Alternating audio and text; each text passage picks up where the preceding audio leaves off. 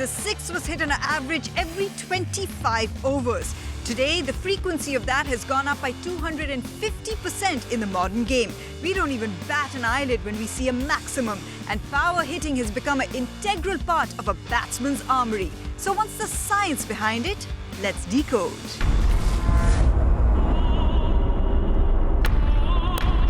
That's big, high, long. That is all the way. The spat strong enough. Watch out! There goes a big one. Oh, just over the fence. And another one. Oh, that's beautifully struck. How about that one? Caught that. That's right over the top. That's gone all the way. The big hits, they keep coming one after the other. Some of modern cricket's biggest stars build their games around these monster shots. Ever wonder how much power AB de Villiers packs every time he knocks one right out of the park? That's high, long, and six.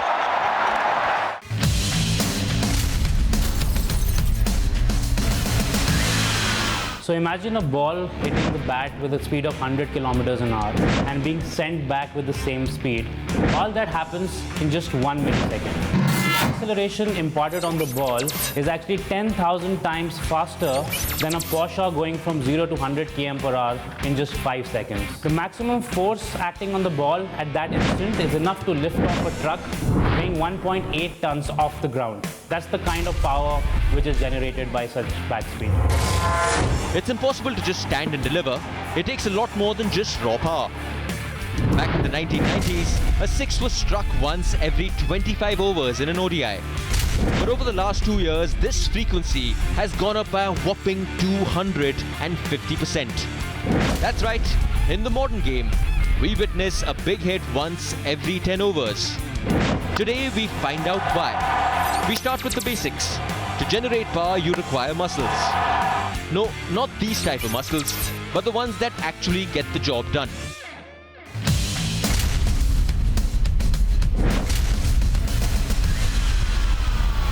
Players will spend not only time on their batting sense in the nets, they work a lot of time on their skills and the areas of strengths, areas of weaknesses, but they spend equally enough time on the gym, getting themselves fit and healthy.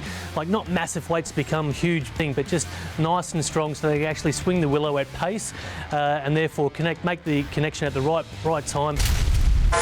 Big hits are not just driven by physicality and power, because if that was the case, any gym rat would have become a power hitter.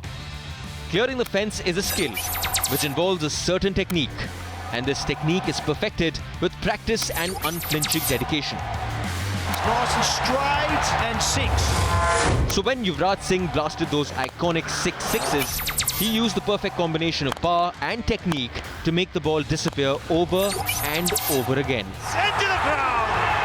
6 sixes and then over.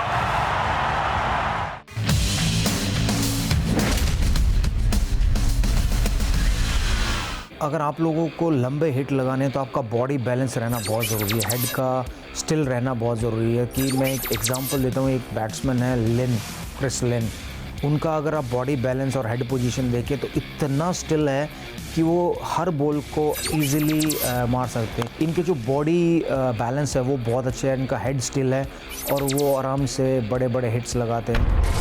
Technique plays a huge role in power hitting.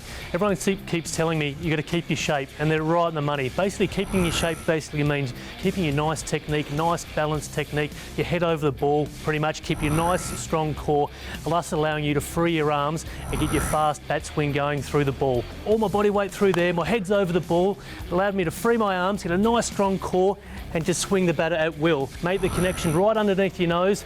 You'll be able to hit the ball wherever you want at will. 6 runs, that's what everybody comes to see the cricket for.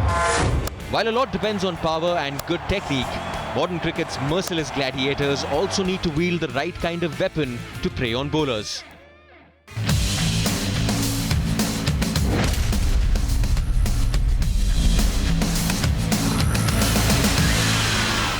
आपको अपने body weight के या अपने batting के accordingly bat का wait लेना चाहिए।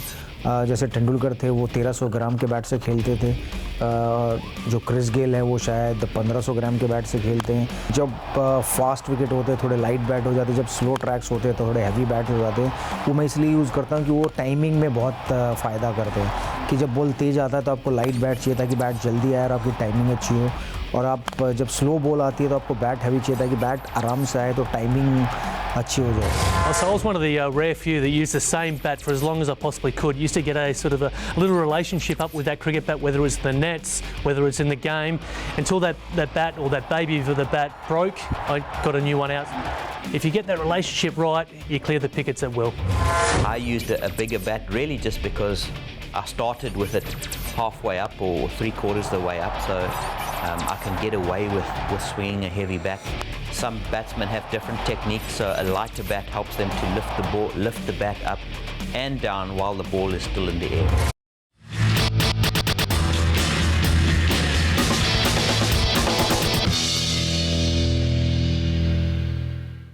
So what does Usain Bolt and the gentleman's game have in common? Apart from the fact that he's a huge cricket fan, it's his trade, the art of sprinting that has become a necessity for modern day cricketers. Whether it's running between wickets, whether it's fielding, or whether it's loading up to unleash a scorcher. Bowlers charging in at full blast.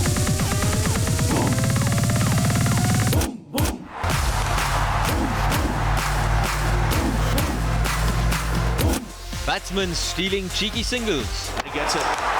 Good running. Unbelievable stops by fielders. And excellent fielding. All three departments of cricket involve some serious sprinting. In modern cricket, sprints are all the more crucial as the extra yard of pace, that stolen single, or for that matter, that one saved run. Well stopped. Excellent work. Mills saved the boundary. That could mean the difference between victory and defeat. Believe it or not, the toll sprinting takes on a cricketer is much, much higher than it does on a 100-meter runner. 100-meter sprint is basically a linear sprint. You start from a stop position, you accelerate explosively, and you finish with maximum speed at the end. Whereas in cricket, you have a variety of sprints available to you depending on your position. One area where sprinting is of utmost importance is running between the wickets. The fact that scoring rates have shot up in modern cricket is not only due to big hits, it is also because of some seriously quick running. Different good running.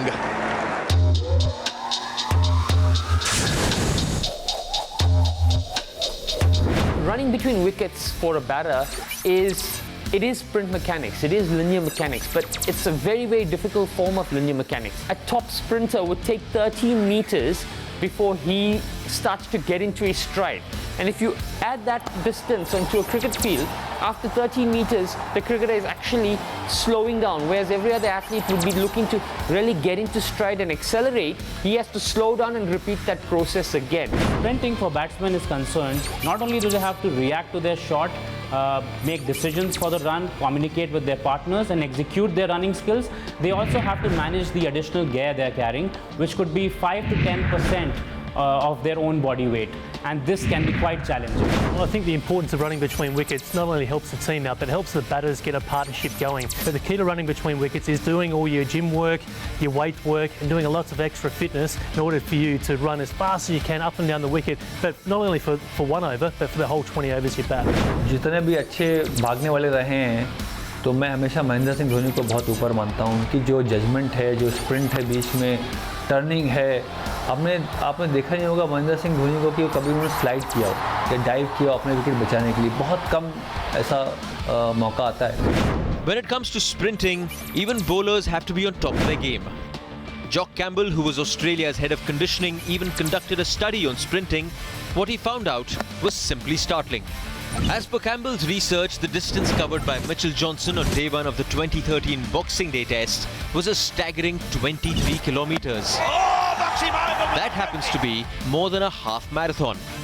Now imagine doing this for all 5 days of a test match. Absolute beauty from Mitchell Johnson. It is not only the distance, but even the speeds at which bowlers run that are unreal. Take Brett Lee, who used to clock 36 kilometers per hour at the peak of his run-up. How fast does that make him? Well, To put things into perspective, that makes him quicker than the best football players in the world.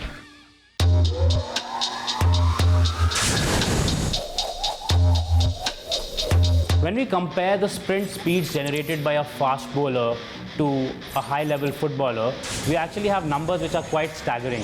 Brett Lee has clocked 36 kilometers an hour in a cricket game, whereas the most popular footballers on the planet, Lionel Messi, has clocked 32.5 and Cristiano Ronaldo has clocked 33.6 kilometers an hour. When we look at the number of sprints executed in a game, a footballer may be making a maximum of 49 to 50 sprints, whereas a fast bowler, including his fielding drills, can make up to 80 sprints in just one inning.